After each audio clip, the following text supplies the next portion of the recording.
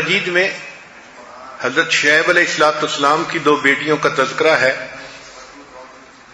شعیب علیہ السلام ذرا بوڑھے ہو گئے تھے، ان کا بیٹا نہیں تھا، ان کی بیٹیاں تھیں۔ تو جب گھر میں بیٹا نہ ہو تو کام بیٹیوں کو سنبھالنے ہوتے ہیں، چنانچہ ان کی بیٹیاں اپنی بکریوں کو چرانے کے لیے لاتی تھیں اور کنویں پر ان کو پانی پلا کے واپس لے جاتی تھیں۔ حضرت موسیٰ علیہ السلام جب مدین پہنچے تو انہوں نے قبیلے کے لوگوں کو دیکھا، بستی کے لوگوں کو، کہ انہوں نے بکریوں کو پانی پلایا اور پھر اس کے کنویں کے اوپر ایک پتھر کی چٹان رکھ دی تاکہ کوئی اور اس پانی کو استعمال نہ کر سکے۔ وہ دو بچیاں جب اپنی بکریوں کو لے کر آئیں تو ان کے اندر تو اتنی طاقت نہیں تھی کہ وہ چٹان کو ہٹا سکیں اور بکریوں کو پانی پلا سکیں، تو جو کچھ بچا کھچا پانی تھا انہوں نے اپنی بکریوں کو پلا دیا۔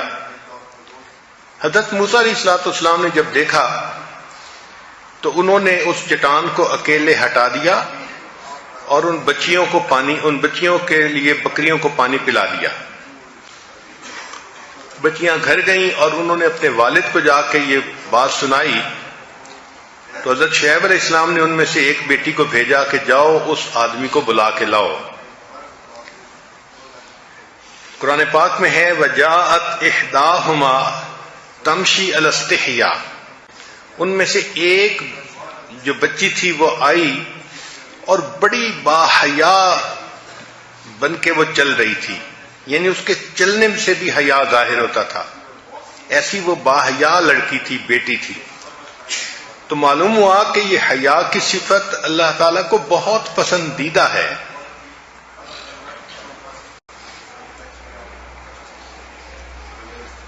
چنانچہ جس کے ہاں بیٹی ہو ان کو چاہیے کہ سب سے پہلی چیز اس بچی کو سمجھائیں کہ بیٹیوں کے اندر حیا زیادہ ہونی چاہیے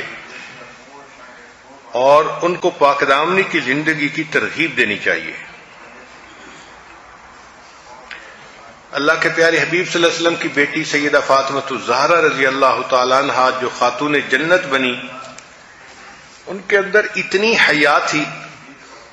ایک مرتبہ نبی علیہ السلام نے صحابہ سے پوچھا کہ بہترین عورت کون ہے؟ کسی نے کوئی جواب دیا، کسی نے کوئی جواب دیا۔ حضرت علی لانو کسی کام کے لیے اٹھ کر گھر آئے اور انہوں نے آ کر یہی کوسچن سیدہ فاطمہ الزہرا رضی اللہ سے پوچھا کہ بہترین عورت کون سی ہے؟ انہوں نے جواب میں فرمایا کہ جو نہ خود کسی غیر محرم مرد کو دیکھے اور نہ کوئی غیر محرم مرد اس کو دیکھ سکے، وہ سب سے بہترین عورت ہے۔ حضرت علی عنہ نے واپس آ کر نبی علیہ السلام کو یہ جواب دیا تو نبی علیہ السلام بہت خوش ہوئے۔ پھر پوچھا علی آپ کو یہ بات کس نے بتائی؟ انہوں نے بتایا کہ میں نے فاطمہ سے یہ بات پوچھی تو نبی علیہ السلام نے فرمایا فاطمہ تو میرے دل کا ٹکڑا ہے۔ اس لیے جب سیدہ فاطمہ الزہرا عنہا کی وفات ہونے لگی تو انہوں نے وصیت فرمائی کہ میرا جنازہ دن کی روشنی میں نہ نکالا جائے، اس لیے کہ اگرچہ میت کفن میں لپٹا ہوا ہوتا ہے مگر روشنی کی وجہ سے اس کی جسامت کا اندازہ ہوتا ہے، قد چھوٹا ہے، قد لمبا ہے، جسم موٹا ہے، جسم پتلا ہے، یہ اندازہ ہو جاتا ہے۔ تو وہ فرمانے لگیں کہ میں اس چیز کو بھی پسند نہیں کرتی کہ میرے مرنے کے بعد میری جسامت کے بارے میں کچھ اندازہ کسی غیر مرد کو ہو، اس لیے رات کو میرا جنازہ نکالا جائے۔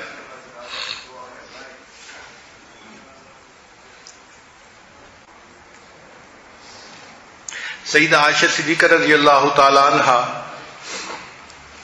سیدنا صدیق اکبر اللہ عنہ کی لاڈلی بیٹی تھیں اور اللہ رب العزت نے ان کو ایسی حیا دی تھی،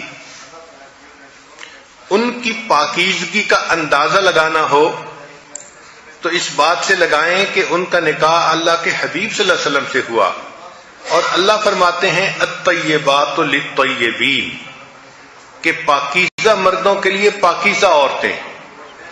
تو سیدہ عائشہ صدیقہ رضی اللہ عنہا کی پاکیزگی کا اندازہ لگانا ہو تو نبی علیہ السلام کی پاکیزگی کا تصور کیجیے۔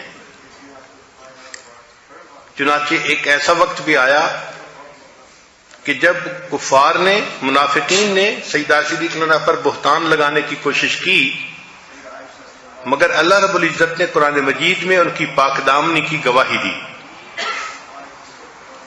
سیدنا یوسف علیہ السلام پر بہتان لگا، اللہ نے بچے سے گواہی دلوائی۔ بی بی مریم پر بہتان لگا، اللہ نے چھوٹے بچے سے گواہی دلوائی۔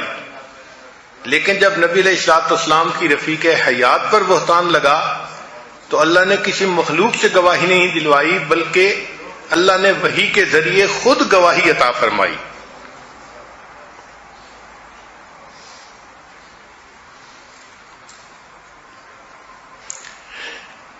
بی بی مریم کے بارے میں قرآن مجید میں ہے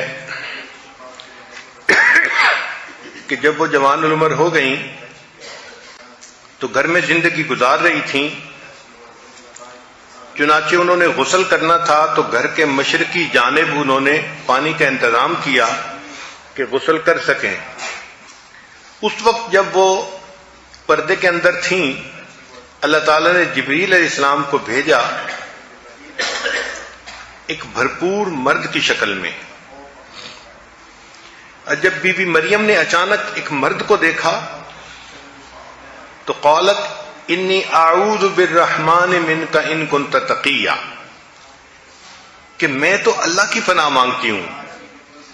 بی بی مریم کوئی آج کے دور کی بگڑی ہوئی بیگم نہیں تھی کہ غیر محرم مرد کو دیکھتی تو مسکراہٹ سے استقبال کرتی۔ وہ پاکیزہ زندگی گزارنے والی تھی، پاک دامن تھی۔ چنانچہ وہ گھبرا گئی کہ ایسے وقت میں ایک غیر مرد کہاں آ گیا۔ جبریل علیہ السلام نے جب دیکھا کہ بی بی مریم گھبرا گئی ہیں تو انہوں نے کہا کہ انما انا رسول ربک، کہ میں تمہارے رب کا نمائندہ ہوں، لأہب لکی غلاما زکیا، تاکہ تمہیں نیک بیٹا ملے۔ اب بی بی مریم مطمئن ہونے کی بجائے اور گھبرا گئی، یعنی گھبراہٹ بڑھ گئی کہ ایک تو مرد کو میں نے دیکھا اور دوسرا وہ مرد کہہ رہا ہے کہ تمہارا بیٹا ہوگا، اور بیٹا ہو نہیں سکتا چونکہ بیٹے کا کوئی سبب موجود نہیں۔ تو انہوں نے فرمایا انا یکون لی غلام، میرا بیٹا کیسے ہو سکتا ہے؟ ولم یمسسنی بشر، نہ تو کسی مرد نے مجھے ہاتھ لگایا، ولم اکو بغیہ، اور نہ میں کوئی بد کردار ہوں۔ بی بی مریم جانتی تھی کہ بچے ہونے کے سبب دو ہوتے ہیں، یا تو نکاح کی وجہ سے ہوتا ہے ورنہ پھر زنا کی وجہ سے ہوتا ہے، اور یہ دونوں اسباب موجود نہیں تھے۔ تو اس لیے انہوں نے کہا کہ میرا بیٹا کیسے ہو سکتا ہے، نہ تو میں نے نکاح کیا اور نہ میں نے زنا کیا۔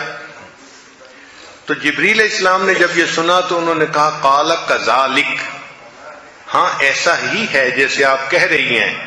یہ کذالک کا لفظ جو ہے یہ بی بی مریم کی پاک دامنی کے اوپر ایک مہر ہے جو قرآن نے لگا دی۔ ہاں بی بی مریم، آپ جو کہہ رہی ہیں آپ بالکل سچ کہہ رہی ہیں۔ یہ کذالک کا لفظ بی بی مریم کی شان بیان کرتا ہے۔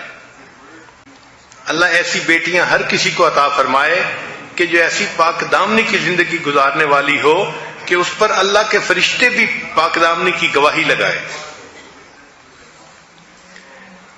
دوسری صفت بچی کے اندر نیکی کا شوق پیدا کرنا۔ چنانچہ چھوٹی بچی کی شروع سے ہی تربیت ایسی کرنی چاہیے کہ اس کے اندر عبادت کا شوق بھر دیا جائے۔ سیدہ فاطمہ الزہرا رضی اللہ عنہا کے بارے میں آتا ہے، سردیوں کی لمبی رات میں انہوں نے تہجد پڑھی، جب سلام پھیرا تو دیکھا کہ فجر کا وقت قریب ہے، تو دعا مانگنے لگی اور دعا مانگتے مانگتے روئیں اور کہا کہ اللہ، میں نے تو 2 ہی رکعت کی نیت باندھی تھی، تیری راتیں کتنی چھوٹی ہیں کہ 2 رکعت میں تیری ساری رات ہی ختم ہو گئی۔ پھر تیسرا، اس بچی کو خدمت کا جذبہ پیدا کرنا چاہیے۔ اللہ تعالیٰ نے مردوں کو عبادت کے ذریعے سے جنت دینی ہے، عورتوں کو خدمت کے ذریعے سے جنت دینی ہے۔ چنانچہ حدیث مبارکہ میں ہے کہ جو عورت اس طرح فوت ہو کے فرائض پر عمل کرنے والی ہو اور اس کا خامد اس سے خوش ہو تو اللہ تعالیٰ اس کے لیے جنت کے دروازے کو کھول دیں گے، وہ سیدھی